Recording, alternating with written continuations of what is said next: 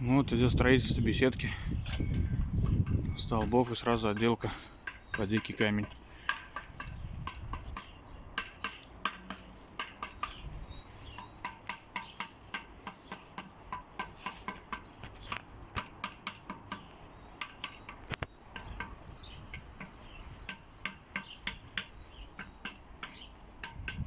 Площадка под мангал.